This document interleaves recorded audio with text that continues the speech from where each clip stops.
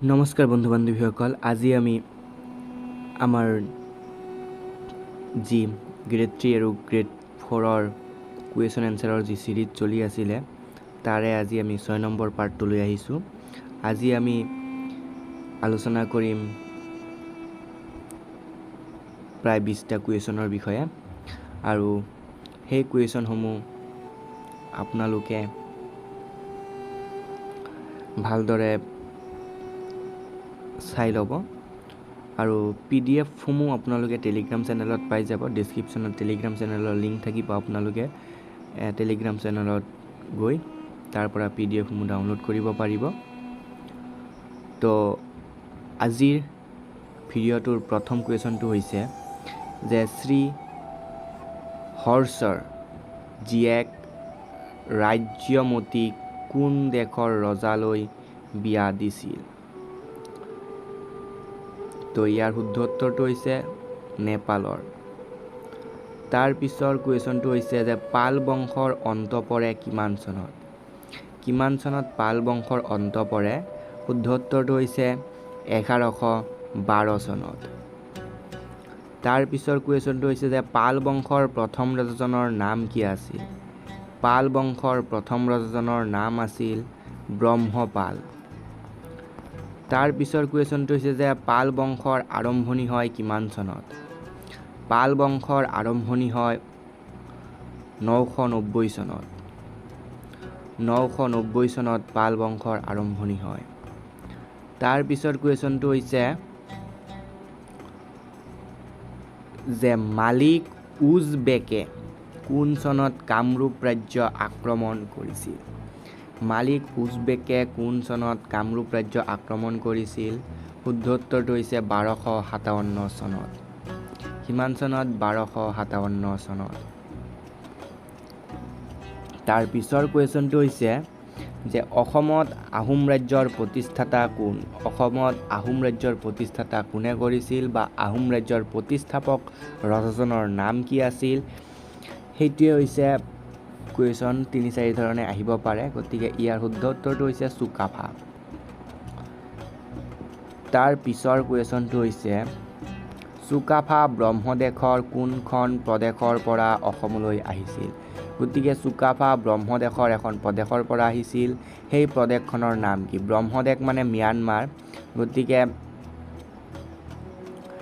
চুকাফা ব্ৰহ্মদেশৰ অৰ্থাৎ ম্যানমাৰৰ কোনখন প্ৰদেশৰ পৰা অসমলৈ আহিছিল? শুদ্ধ উত্তৰটো হৈছে মাওলুং।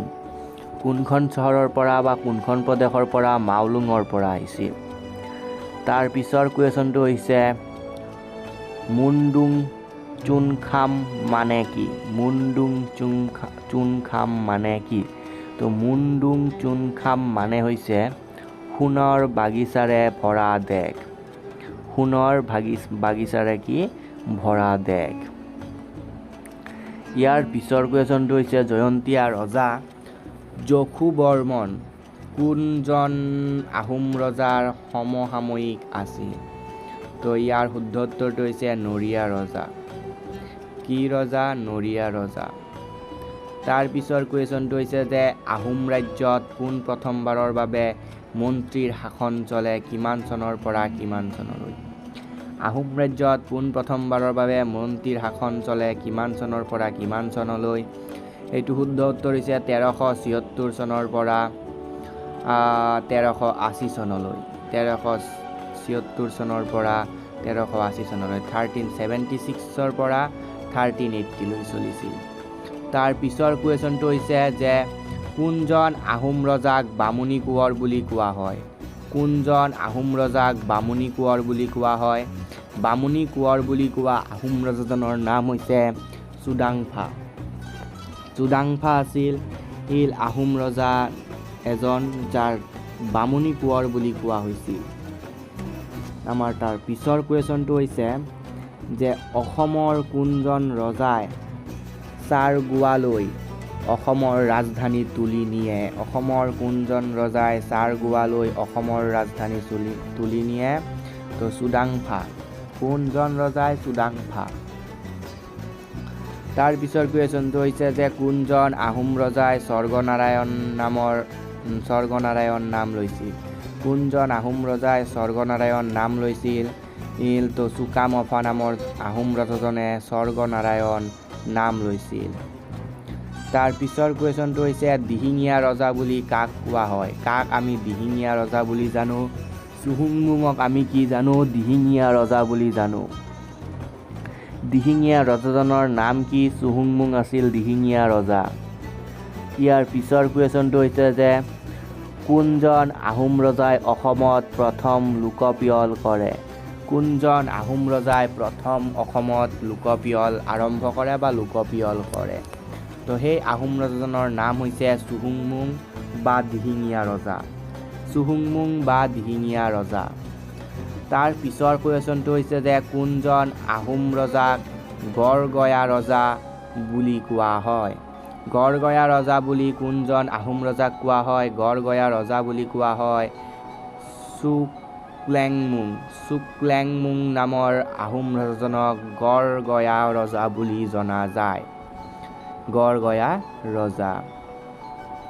তাৰ পিছৰ কুৱেশ্যনটো হৈছে যে অসমৰ মৰিয়াসকল কি ব্যৱসায়ৰ লগত জড়িত? অসমৰ মৰিয়াসকল কি ব্যৱসায়ৰ লগত জড়িত? কাঁহৰ বাচন।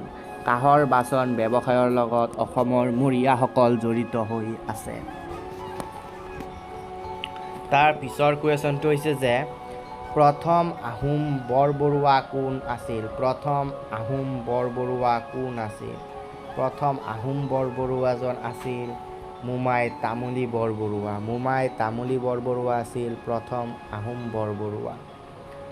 তাৰ পিছৰ কুৱেশ্যনটো হৈছে যে অসমত বুৰঞ্জীত বৰফুকন পদৰ সৃষ্টি কোনে কৰে? অসম বুৰঞ্জীত, অসমৰ ইতিহাসত বা অসম বুৰঞ্জীত বৰফুকন পদৰ সৃষ্টি কোনে কৰে? শুদ্ধ উত্তৰটো হৈছে চুচেনফা। কোনে কৰে? চুচেনফা। চুচেনফাই কৰে। তো আজিৰ ভিডিঅ'টো ইমানলৈ।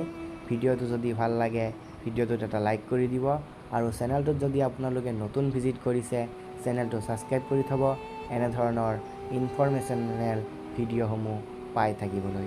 ধন্যবাদ।